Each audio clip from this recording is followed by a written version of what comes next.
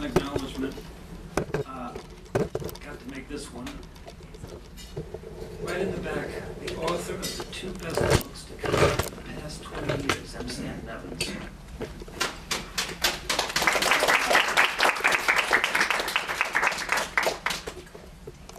And I give you our speaker tonight direct from Alabama. He's also, I should mention, very well suited to do this, because before being at Troy and between being at Troy and being trained and working for Stan, he was also the editorial page editor of Investors Business Daily. So this book is solid on the facts, solid on the econ, and user-friendly. Try to match up those three. Ladies and gentlemen, Chris Warden. Chris, take it. Thank you, Mal. Well, I need to start off with some acknowledgments too. Thank you, first of all, Mal and Accuracy in Academia, for agreeing to do this book. It's sort of it was kind of a pie in the sky thing when I first started, but it's really coming together, and I think we're going to have, if nothing else, I'll sell it to my class, so I'll make some sale. But I also have to thank Mr. Evans, who started me on the path of looking at economics, and without his tutelage, I would not have been able to do it or understood what I wrote about. Now, as coming up from Alabama, I discovered two things, and actually fairly pleased about it. One is, as a journalism professor, I hadn't forgotten how to tie a tie. And the other thing is that it's so good being back in the nation's capital, where I feel so much more governed here than I did down in Alabama. So I just feel comfortable with all this government around me. But having said that, the topic that we put on tonight's presentation is the growth of the nanny state, why failure of journalists to report economics is responsible. And what I thought I'd do is, first off, sort of just chart real quickly the growth of the nanny state. And the numbers that I'm going to machine gun out at you are all real numbers. In other words, the effects of inflation have been wiped out. So you can't say, well, the Fed's responsible for this growth. It's real growth. Social Security, from 1962 to 2007, grew in real terms just under 650%. Medicare grew more than 2,900%. Medicaid was a baby in 1962, but it has grown more than 32,000%. So nanny state has grown precipitously just since the 60s.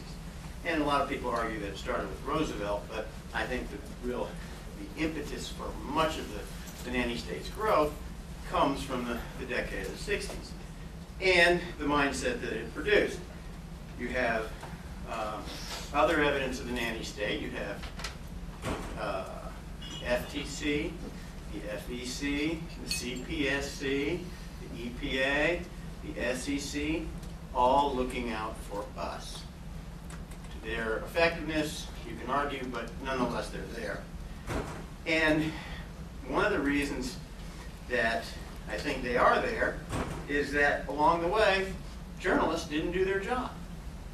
They did not fully explain what was happening in government and the effects and so forth. For instance, in the Medicare program, think of this. Somebody gives you a credit card and says, okay, this is for your clothing budget. We'll pay for it, but you have to be careful with how you use it, but we'll pay for the clothing budget. What do you think you're going to buy? It ain't going to be at Walmart, is it? It's going to be Armani and Yves Saint Laurent and so forth, so I'm not paying for it. Well, that's the Medicare system. We're going to give you senior citizens free health care. The projections on the cost of Medicare when it was started in '65 was going to reach $9 billion in 1980. It had reached somewhere in the order of $200 billion. Because people said, hey, it's a free thing. I'm going to use it. And they did. Same thing with Medicaid. Same idea. Poor people, we're going to take care of you. Well, then I'm going to go get taken care of. It's free, isn't it?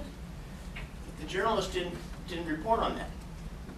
They saw it as this is good for the common man or the older person or the low-income person.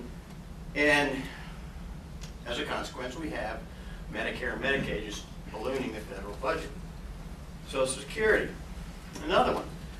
I looked at some of the debates back in 35 and 6, and there were people who were talking about the effects of what it would do. But over the course of time, Congress, in its infinite wisdom, expanded Social Security, how many times did I say? 11 times? 11 times since 1935, and every time it was an expansion of benefits or an expansion of eligibility. Well, again, here's free money. What do people do? I want it. So who's going to pay for it? Well, not those people. They're, oh yeah, we're paying into an account, but it's so divorced from the actual money that they get that the economic transaction was just split apart. Journalists didn't get that. And you go down the line. Energy, education, the environment.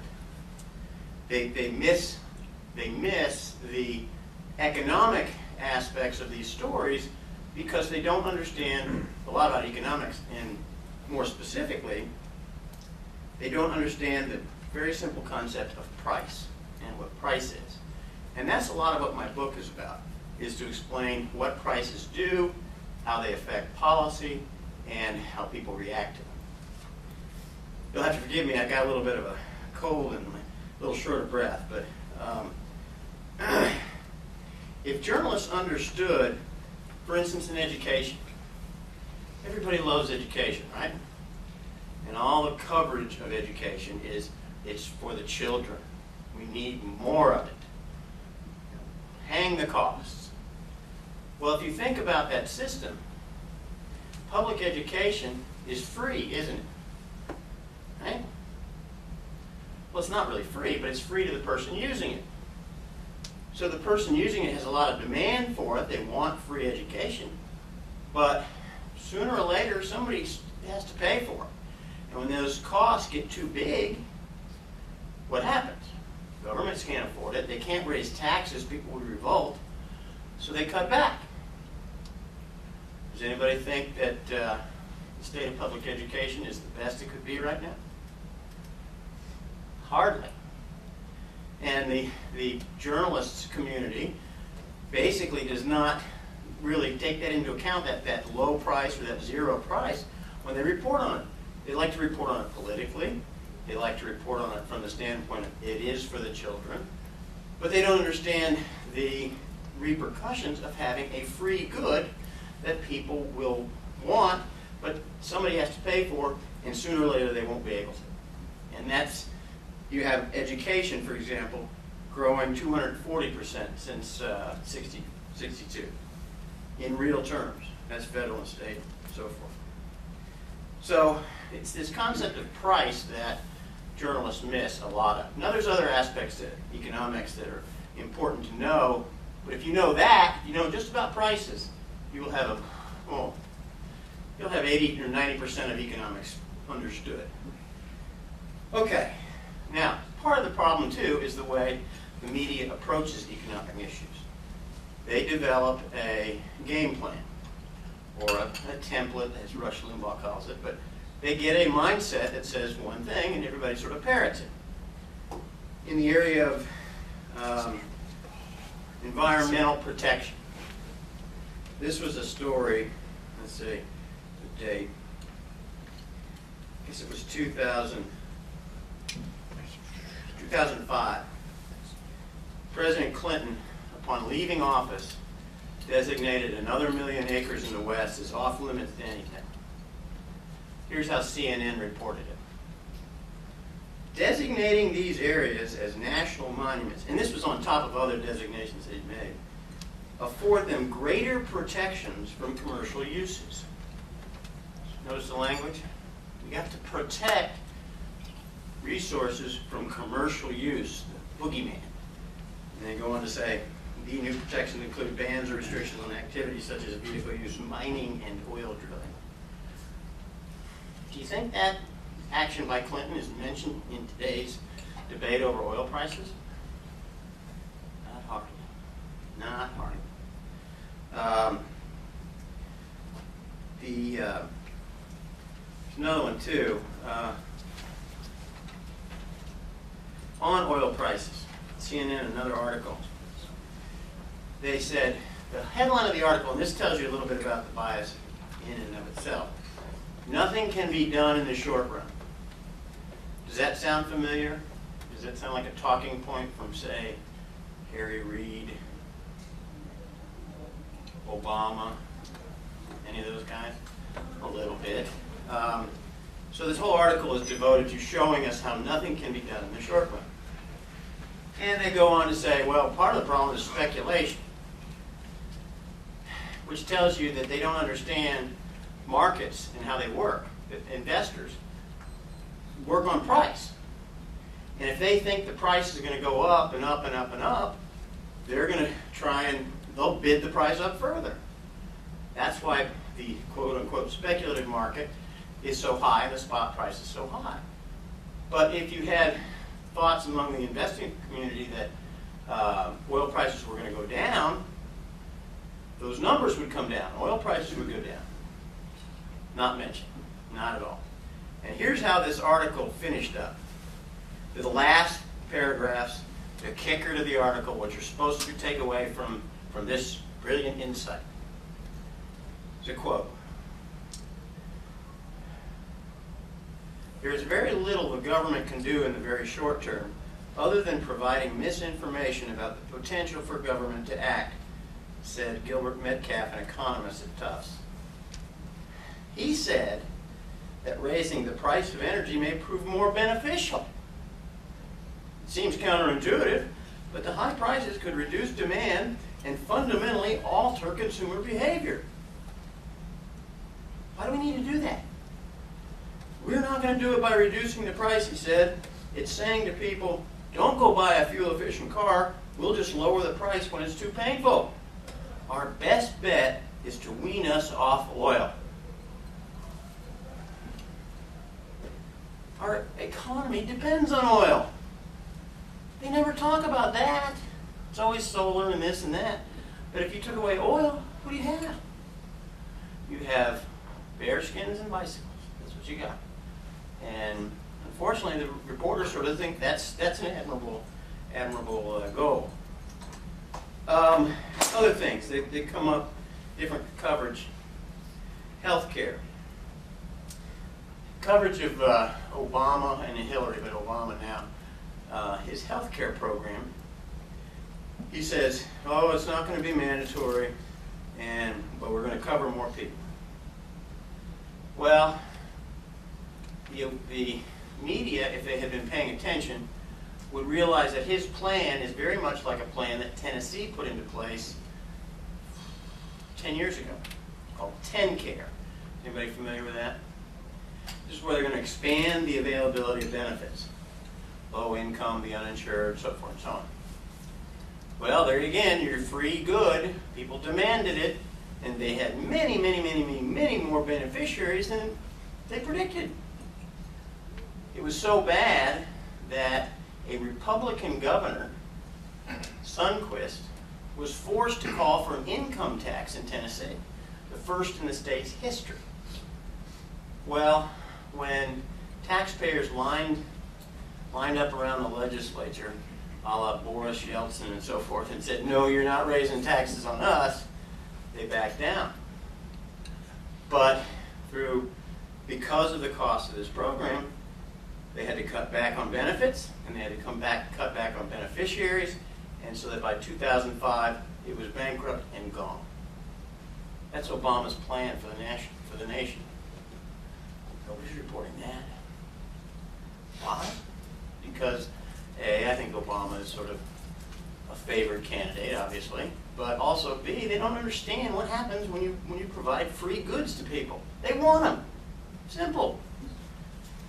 On the other side, sometimes they just get it wrong. This is a Washington Post story from November. They're doing sort of a quick review of all the candidates at that time, their health care plans. It says, Romney and Giuliani favor an approach President Bush has proposed, allowing people to deduct health care spending from their taxes. This would do little for many of the uninsured, millions of whom pay little or nothing in income taxes because they do not earn enough. Well, as it so happens, if you take twice the poverty line, which is about $42,000, and did the calculations for just a basic taxpayer, they're going to pay about $2,500 in taxes. That's a big chunk of money for somebody who makes $42,000. They wouldn't like to use that to get better health care or more health care? Oh no, they don't pay any taxes. They don't earn enough to pay taxes. It's wrong. 68% of the uninsured population is between eligible for Medicaid and up to 300% of the poverty line. 68%. I would wager that number 2/3 to 3/4 pay taxes. So they can deduct from their taxes. This is wrong. But it fits a template, so they're going to report it. Here's another one, and this is where they get sort of, they let their philosophy kind of drive their reporting. There was a story in New York Times, January 2005, and it was when, when President Bush was pushing the private savings accounts for retirement. And you know, the whole argument there and the economics there make a lot of sense because you control your own money, you have more say over how it's invested, you have more, you can earn greater returns, and so forth. But New York Times, and we don't like private things, so they set out to trash, basically, the healthcare proposal. And they cited a study from a group called, it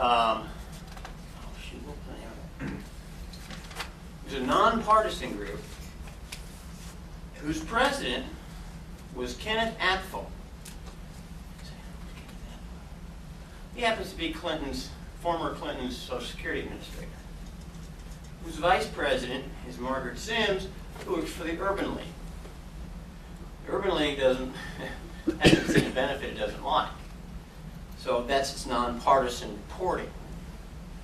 Same thing with the New York Times on another article called Working Out the Numbers. And the whole gist of the article was, oh, these numbers don't work. They cited the Center for Economic Policy and Research, another nonpartisan group. One of the key players in it is Joseph Stiglitz, who is President Clinton's chairman of Council of Economic Advisors. You're not exactly getting a wide range of opinion on this thing if you're just going to former Clinton people. And that's where the media's bias comes in. But either way, they're not understanding the issue at its heart. And so they're just looking for quotes to fit their template without really looking at the underlying economics. So, all that being said, that's why I decided to write this book. In my reporting class, I devote a lecture to journalists for economics, and I owe a great deal to Stanford. He was the one who sort of gave me the lecture, and I stole it, word for word almost. But it's funny because they hear the word economics, and you see the eyes glaze, heads go back, drool, and everything. I say, wait, this is different. And I try to explain it in common sense terms. Basic, what would you do? You see, well, I can do it in where I live because there's bee lines all over the place and stop and goes. But here, let's say you're going down a DuPont Circle, and one bar says Miller Draft, $2.95 a glass. The other bar says Miller Draft, $1.95 a glass. Where are you going? You're not going to pay the higher price, are you? Common sense. In economic terms, that's high price discourages demand. Duh. It's what you do. It's how you live. And so I try to explain that to the students that I have, that if you just look around and think of what you would do in a certain situation, you're probably going to come up with an answer. And it generally focuses on the issue of price.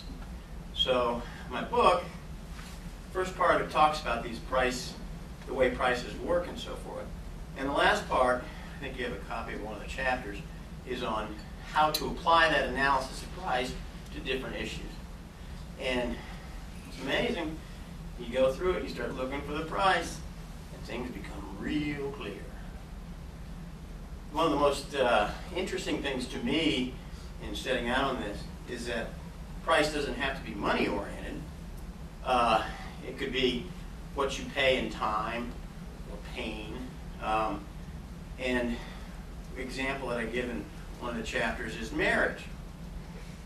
In the 60s, a number of states, led by California, of course, began instituting no-fault divorce policies. Before then, you had to really prove adultery or abuse. I mean, it had to be pretty solid proof. Well, after that, they said, yeah, you just cite irreconcilable differences and you can get a divorce. Well, what does that do to the price of divorce? Lowers it, right? You don't have to get all this information and gather this facts and have private eyes and everything. You just say a couple words and you get divorced. Very low price for getting a divorce. Well, what happened to the divorce rate? That low price encouraged the demand for divorce. So a third of marriages end in divorce now, as opposed to about 8-10% before that. All a matter of analyzing it by price. It's an odd way to think about price, but that's what it is. It's the price of divorce, price of crime. If you knock over a liquor store, and you know that in a week you're going to go up the river for 10 years, you may think twice about knocking over that liquor store, as opposed to if you knock over a liquor store and say, well, I've got appeals, and then the court system's so slow, it'll probably be 3 or 4 years before my trial comes up, and then I got a smart attorney, and I'll get off then. So the price of doing the crime goes down. Again, more crime, lower price, demand for crime. So you start thinking that way about a lot of things, and gee, the world clears up. At least it did for me, and that's what I'm hoping my book will do. So with that, I'll be happy to take questions, and thank you all for being here. I really appreciate this opportunity.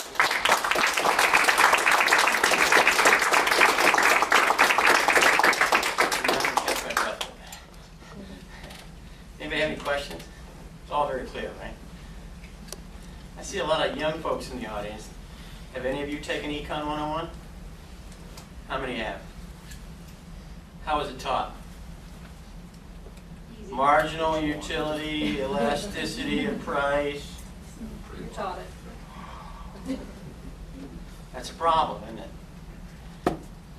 Once it's translated, it makes sense, but if you think about it in common sense terms, all that stuff, you don't need those terms. And that's what I probably tick off a lot of our econ professors on campus, but it's boring. It's just boring, the way it's taught. Yeah. Chris, would you, the big deal right now has been gas prices, and everybody's going bananas about that. Talk about that, maybe focus on that a little bit, and what happened in the 70s and the gas lines, and as an illustration of what happens when you interfere with the price, you monkey around with it, what the consequences of that are. Most assuredly. To preface my answer, If you ever you see the phrase, blank is too important to leave to the market, oil, education, whatever, that's exactly where it should be left, okay? But in terms of energy, and that's a big one because everybody uses gas and so forth, what happened was the price of gas went up in the late 60s, early 70s because OPEC started raising its price, semi-cartel, and the political establishment said, oh, wait a minute, that's hurting our consumers. And they decided we're going to solve this by putting price controls on price. We're going to, by government fiat, say it can't go above this number. Well, and they had a complicated formula with foreign gas versus U.S. gas and blends and all that stuff. But essentially it was a price control that was set below what it cost to buy the gas. Well, what happens when you have a price that's below the cost of something? Everybody wants to buy it, right, because it's a lower price. But who wants to make it? They're not making any money. So you have a shortage. Producers don't want to produce, but buyers want to buy. So there's this big demand and there's no supply. And that's exactly what happened. In 72, 73, they had gas lines. They had rationing. You know, we're afloat in a sea of oil on this planet, and we had to ration for gas and oil. And some of you probably remember this. You had to get in line depending on your license plate, what day of the week or what day of the calendar it was. If you had an odd number plate, you go on an odd number day and so forth. Lines around the back. It was terrible. Well, those price controls stayed in effect, but the price, and there was, again, more complicated formulas that allowed them to rise a little bit so that they came to near the cost of what it took to make. So there weren't shortages anymore until 1978, when another big boost from OPEC panicked the government, and they clamped some more price controls on there, and more rationing. And as a consequence, we had more lines, we had Jimmy Carter in a sweater, it was, you know, stupidity because they didn't understand the economics of it. Well, what happened? Reagan got elected, and to Carter's credit, he started relaxing the price controls before he left, but not soon enough. Reagan finished it. Some of you are not going to remember this, but in 1986, the oil patch, quote unquote, in this country was hurting because their gas prices were so low. And they were so low because the price controls had been lifted. People were able to buy and sell wherever they wanted to, and were able to compete, you know, force producers to compete and have those prices low. Duh. Well, that's nice. But what they've done now is there's not so much price controls. But what they've done, in effect, is enacted price controls by monkeying with supply. They say, you can't drill in Alaska. You can't drill out west. You can't drill offshore. So you've got to go to OPEC. Well, OPEC's money-making interest too, so they're raising prices. And then you have the complications of China and India wanting more gas. So your supply is very tight, pushing the price up. Well, if you limit supply artificially, which is what they're doing, you're going to have higher prices. It's just, you know, common sense again. But you don't see that reported, or if it is, it's always dismissed. Republicans claimed that opening up the ANWR would help the prices. And then the response is, but not in the short term. Well, yeah, it would, because people would expect prices to lower with supply getting looser. But it's not reported, and the journalists, you know, blow that up too. So anytime the government comes in and monkeys with prices, whether it's through direct price controls or supply controls, you're going to have distortions, and usually they're to your detriment, consumers' detriment.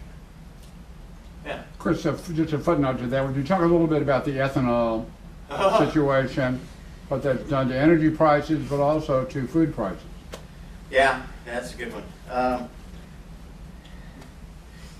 How many of you know that the gas you buy has to have 10% ethanol in it? That's thanks to Mr. Clinton, Mr. Bush, a requirement to put in ethanol. Ethanol is made from corn. It is slightly more expensive to make than to buy foreign oil. And the government subsidizes it by giving a tax break to producers.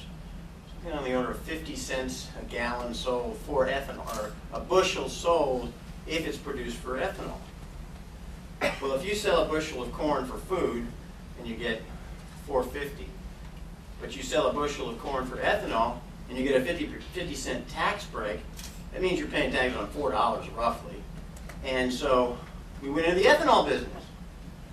Number of ethanol producers went up from something like, these numbers aren't exactly right, but something like 62 or 52, something like that, to 137 now in the space of about 4 or 5 years. And they want more of it. Well, that's nice, but it makes the cost of gas go up, and it also makes the cost of food go up. Have you noticed the prices on your 6-pack of soda? Not your diet soda, but your soda. It's going up 30, 40 cents. Why? Because it's made with high fructose corn syrup. Why did candy makers move offshore to Honduras and Costa Rica? Sugar was very expensive because of tariff programs, so they went to high fructose corn syrup, and now that's too expensive, so they moved offshore. The ethanol makes corn very expensive, makes it tighter for food supplies, so cattle who eat corn, farmers have to pay more for that corn to equal the tax break. Beef prices. And you go down the line, and anything that has sort of any tangential relationship to corn has gone up. All because we had to subsidize, and that affects the price of this ethanol, which, you could say environmentally maybe it makes sense, but does it make sense to force everything else to be higher? You're certainly paying for it. I would argue that it doesn't make sense, but I guess you can disagree with that. Recycling, blah, blah, blah. But the effect of it is to make everything more expensive, gas included. Yeah? I have a question on sort of, how do you think the change in media, like say going from print papers to blogs to, just news reporting on TV and that sort of thing, has affected economists' ability to break into maybe journalism through, say, like blogs? And do you think that's had any benefit or detriment? Well, in a general sense, I think the more voices, the better.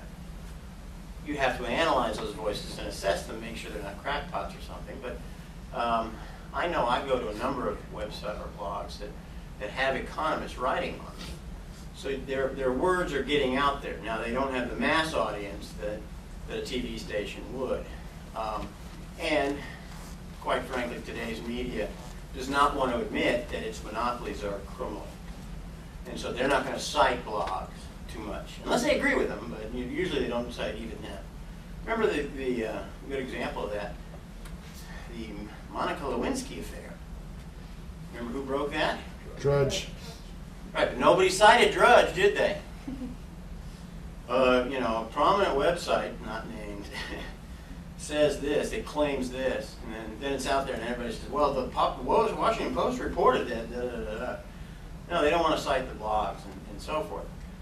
So I think the growth in the other voices is a good thing overall. You have people that know stuff that are talking about it. There was a guy who checked NASA's figures on global warming, just sitting in his living room, He said, they don't add up. This was not the hottest year on record. It's not even the third hottest. What are you doing? And and he went to NASA and got stonewalled and so forth, but his persistence got that information out there. So it can have a beneficial effect in terms of getting the word out there. The question is, how much will it filter into the mainstream media? That's always a question. Always a question. And that's part of the problem with economic stuff too, is that nobody likes to be told they don't know what they're doing. And to have journalists report things poorly and have that pointed out to them, that doesn't sit well either. So the blogs kind of get dismissed for that reason too. Yeah. Chris, are there any publications or websites where you're impressed with their economic understanding and literacy? I'm going to give you a plug. My old paper, Investors Business Daily. Their editorial pages, par none, par excellent. Wall Street Journal is pretty good too. Don't get me wrong. Overall, Forbes comes close a lot of times, especially when Steve writes. I don't know. Yeah. Give you another nominee, Washington Post, Robert Samuelson. Oh, Yeah. Today's paper. Did you read that? I haven't read him today, but I read him all the time. He's great. If you can get Samuelson in the Post, he's very good. He talked about the He housing knows what he's crisis doing. today. And he didn't name names, but he really nailed the economics of it. It's quite interesting. The housing crisis, greedy bankers, speculators. Nobody's reported that in the 70s, Congress passed a law called the Community Reinvestment Act, which essentially said we've got to have more low-income homeowners. So we're going to kind of waive the credit-worthiness test for these people. Is that a recipe for defaulting? I mean, you don't have the wherewithal to pay off this loan, but we're going to give it to you anyway. Never reported. And we're reaping the benefits of that now. Yeah. In that line of thinking, there's been discussions in Congress and at the Department of Education to open up educational loans, because even though we're having a downturn in the economy, they're worried the students can't get loans in the coming years, so they're going to make sure that if the businesses won't offer you a loan, the government will. Can you talk about the type of effect that will have? It'll make tuitions go up. If you look at the trend line of federal assistance to higher education, grants, loans, and so forth, and track that number, which has been fairly steadily increasing since the 70s, you time lag it a year, and the tuition numbers follow the same pattern. If you have money, they will come, and that's part of the problem. Again, you have a situation where the government is insulating the consumer from the price because he's giving you money. The government's giving you money. So, hey, it's free. I want college. Well, somebody has to pay for it at some point. And taxpayers have shown a willingness to do that, and that's fine. But it isn't necessarily the best way to go, in my view. My view would be have a very strict income test, get rid of all the loan programs, and let people do it in the marketplace, because then they'll be competing for those loans. And banks will naturally lower interest rates to get that loan money. Right now, the government subsidizes their loans, 3-4%, and most everybody can get them. So what does that do? It just drives up tuition, creating the need for more loans. So I'm not sure that it's almost like the solution is part of the problem. Yeah. Well, it's interesting you talk about that. Me and Matt actually go to the only 2 colleges in the country that don't accept government funding at all. Good. And Yeah. when our prices have increased, it's been a lot lower than the rate of inflation, and they tend to go down. But I was wondering, so we go to these extremely free market schools, so a lot of this stuff is Where are they, by the way? Grove City College Sure. and Hillsdale. Yeah. And so I was just wondering, there's so much like I've always felt that economics is one thing that is really easy to explain to people if you sit down and do it, and yet it's just something that people don't learn. Like, it's so difficult when people have fed for so long. There's such no-brainer to me about why minimum wage is bad, but people don't understand it because they've learned so long from the media that it's just a no-brainer. No one even like offers a case against it. Is there anything that can reverse this trend, do you think? Like maybe teaching economics in high school or something, or anything? Well, I think that'd be a good start. I mean, but then again, you're still dealing with the people who teach economics in college. I mean, you can have those textbooks, which are not very, not very fun. But I found in my class the way that I get to people is the minimum wage is a great example. We just went through one hike this year, or just recently, and then we had one last year. And I asked the question, how many of you work for minimum wage? About 12 people raised their hand. I said, you got a raise today. Yeah, I know, it's great. This is wonderful. I'll get more money. And I said, do you know what your employer is going to do with having to pay that extra money? Well, he's going to pay it, isn't he? I said, you sure? Is he going to be able to hire anybody to help you? Are you going to, last at that job? And once you start bringing it to their, that level of experience, they sort of get it. But you're right. Otherwise, it's like the ice glaze over. You say that word, and people think, oh my gosh, it's dismal science, I don't want to learn it. But the thing is, we learn it the minute we start bartering. As a kid, gimme, gimme, gimme. No, you can't have that. Well, I'll trade you. Economics. But that doesn't sort of translate into people's thinking. And the high school curricula would be very good if they bought my book, I've read it. But you'd have to watch what's being taught, just like the curriculum stuff that Mal is talking about.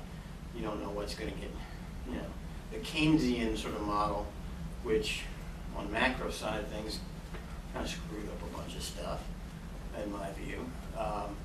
If that's the model that's being taught, is it doing any good, or is it making it worse? Well, I learned from that stagnation is possible. So What's that? I learned from the Keynesian view that stagflation isn't possible. Yeah, okay. Welcome to the 1970s and then 90s, right? Yeah, so I mean, it's depending on what is taught, but I think if you had a more concerted effort to teach common sense economics, then you would be making a difference. And that's kind of what I do in my classes, and I'm hoping this book gets a little more wide reading than just my classes. And high school, I think, could benefit. High school students could benefit because it's not marginal utility, elasticity, and all that other good stuff. Yeah. Yeah, just wanted to ask if there were like maybe 5, or not necessarily put a number on it, but like a few economic issues that the press really should cover in the context of the presidential race. What do you think they should be?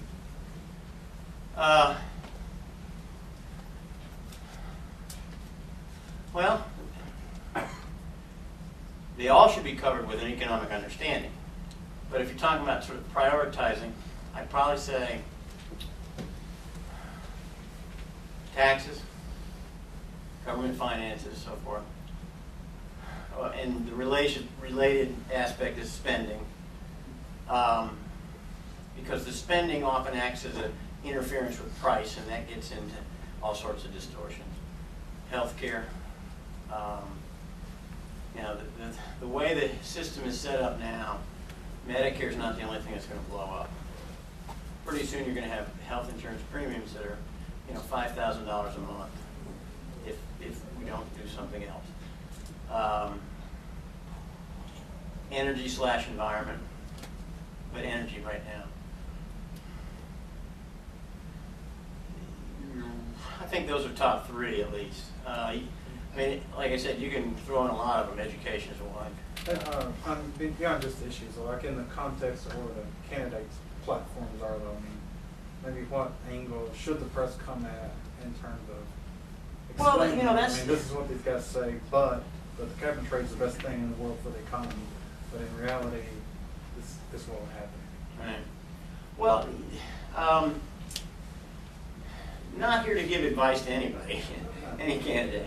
But for a journalist, if you know, for instance, in the healthcare field, if you know, and I do, that Medicare rejects 4% of older people, 4% of doctors do not take Medicare patients. 17% of doctors do not take referrals for Medicare patients. Well, if you're a senior citizen and you're not getting care, isn't that a hell of a story? I mean, here's an older person who may die without medical care. And it's the government program that's providing the impetus for that. That's a heck of a journalistic story. But, you know, that's, well, you know, there's sort of an underlying attitude, well, he's lived a long life, it's time for him to go, you know. So I think there's a lot to report on accurately. It's just that they don't. If you were to look, I mean, details are the devil in the details and all that, but if you get the big stuff right, the notion of price, the notion of what taxes do, the notion of what supply controls, price controls do to energy and the environment, then your questions should be fairly automatic to the candidates, to both of them. I mean, McCain's got a sort of market-based healthcare program that is much better than Obama's, but it has some problems, and you'd ask about it. I covered healthcare when Hillary was in office, well, when Hillary was in the White House. And I remember a press conference that the Republicans were trying to counter all her good PR and stuff. And Phil Gramm, one of the only economists in Congress at the time, one of two, and another couple senators had a plan to put in private savings accounts, which brings incentives into the right place. There's price considerations and so forth. And he stood there, and the media berated him, literally berated him and debated him. How can you do this? You can't do that. This is terrible for the working class. This is terrible for the poor. Don't you have any compassion at all? I mean, this is the media, the so-called objective media. Well, I was listening to that, kind of embarrassed for my colleagues.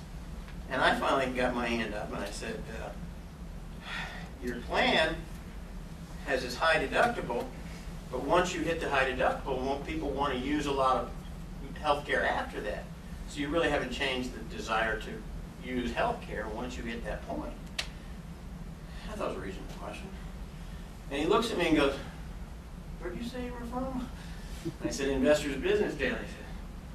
He said, good question.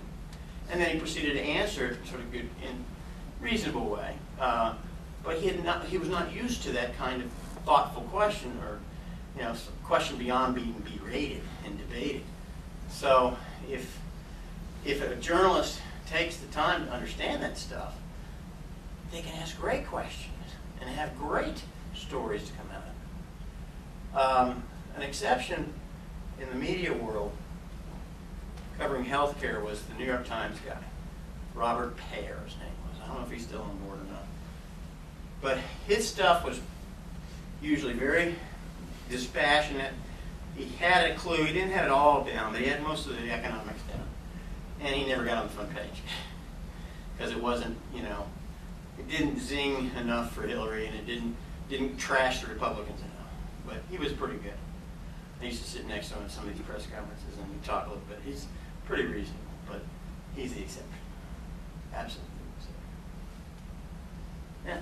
Would you say this trend of maybe misinformation in the media is more related to a bias of the reporters, or just being ill-informed about economics and economic issues?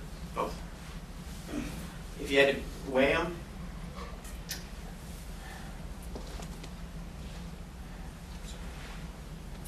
I would say about the same percentage of people who are biased to the left are about the same number of people who don't understand economics. About 90%. It's the same people. And it is the same people. The few quote-unquote conservative journalists out there do get it. That's why I recommended IBD, because that page has economists who get in the working field and know this stuff, but they deal with markets. and that's all prices. And they understand what affects markets. And all this policy stuff they write about from the standpoint of affecting a stock market or a stock price, but they understand what those effects are because they understand the economics behind the policies. And the Wall Street Journal page is pretty good for that too. But most of them, now if you know the poll that's always cited, 89% of Washington reporters voted for Clinton and 6% voted for Bush or whatever it was, or for Dole, I guess. No, Bush the first time, Dole the second time. You could easily find that same number in economics. Do you understand economics? They all say yes. But, well, tell a story from when I was working for Stan. We had an intern who looked at the budget. And if you ever want to impress somebody, a boss or a news editor or something like that, get to know the budget. It's a little daunting, but you can find so many good stories in that. Plus, you can tell when people just don't know what they're talking about by looking at it. And the story went like this. This was 86 in the Reagan administration. And he'd been reading this story by the budget reporter for the Post that said Reagan had cut the budget. And I think it was housing, but I think it was housing. But the numbers on spending on housing, like this. And so, I said, this doesn't seem right, does it? No, and Stan said, why don't you call the Post and ask this guy about it? So he calls the Post up and says, I've been doing some research on the budget too, and the numbers I see on page I cited it and everything show that housing spending has actually gone up. Well, we've got a budget guy that does that. I don't care. Somebody else does that. Well, God, now I got two ignorant people working on the Post. So that was a pretty big eye opener for me. We don't care if it's right or wrong. It makes the point, We had just another example of bad reporting. It's not so much economics, but I think it was 88, 7, 9, somewhere in there. Post came out with a big series on the state of the American family. And the second one was headlined 50% divorce rate, baffles experts. And they went down and they talked to all these experts and everything like that. And they said the divorce rate is 50%, the highest it's ever been. Well, that caused a big stir, big cry in town. Oh, we've got to do something. We've got to do something. Well, it turns out that the reporter had gone to some statistics page and saw in a given year, well, the most recent year, let's say 98, had 2 million marriages, hypothetically, and 1 million divorces. They said, what, 50%, right? It's easy to see. Well, yeah, but divorces only happen once. Marriages go on a long time. Turns out the real number, although high, was like 32%. So, but meanwhile, Congress had been ginned up and all these think tanks and everybody's just going crazy. So the Post got it wrong. And that's incompetence and has nothing to do with the economics. Just sort of not knowing numbers really, but not doing your job. Hey, Chris, I'm Yeah. going to claim the privilege of the last question. Okay. Take us as close as we're going to. All right. Go. Can I ask just one? It seems like in the last few years there's been a trend toward economists applying economic insights to non-financial situations. Freakonomics, David Friedman, Milton Friedman wrote a book called The Economics of Everyday Life. There's been dozens of them. What's your take on that trend, and is that something that could possibly convey economic ideas in a more Accessible palatable way to people who wouldn't otherwise take it up? Yeah, absolutely. If it deals with it in a common sense way, and you deal with it every day, then absolutely. I'm sorry I haven't read the books you've cited, but I mean the way I look at it, economics, you live economics. You instinctively know economics. You just don't call it that. So if somebody sort of brings that to bear and says, this is what economics really is, what you do in your life, then that's a good thing, in my view. And more needs to be done. It has to be done. You know, it can't be the wrong economic thinking, but as long if you make it accessible, that's better. And as long as it's sort of solid analysis, yeah, the more the better. Bit of a question mark with Freakonomics though. Yeah. But the question is, we're getting these stories right now. Gas prices might fuel inflation. Oh boy. Would you talk a little bit, as easy as you can, about what exactly does fuel inflation and why they call it inflation? Okay. Let me preface that by saying the media always thinks high prices cause inflation. So our gas increases are causing inflation. There's only one problem with that. Inflation is how much money is in the money supply. And that's a function of the Federal Reserve. Now, prices can go up inside of a deflationary time period. You could have gas prices go up, yet have it sort of or level or even falling money supply. But the notion that it's called cost push inflation is borrow Stan's phrase, saying high prices cause inflation is like saying wet sidewalks cause rain. No, it's the exact way, it's the exact opposite. Now, part of the problem, and this is where it's understandable that it gets mixed up, is that the only way you measure inflation is by collecting prices and checking the market basket of goods. So the reasonable, or the, it seems reasonable to say, well, this market basket has a component that went up, and so the whole market basket went up, therefore it's inflationary. Well, you can control for that by looking at things like core inflation rate. And I think if you look, to me, the best measurement of inflation is the producer price index absent energy and food. Because that shows you really kind of the money supply, better than anything else you need. But you don't hear that. You hear CPI and gas prices. But inflation is confusing.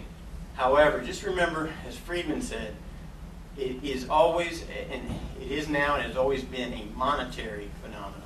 It's the Federal Reserve pumping money into the system. And the more they pump and the economy doesn't keep up with it, the more inflation you're going to get. Anything else? I'm having fun. Let's do some more. You chat as long as you want to. The food's still over here. Thank you for joining us.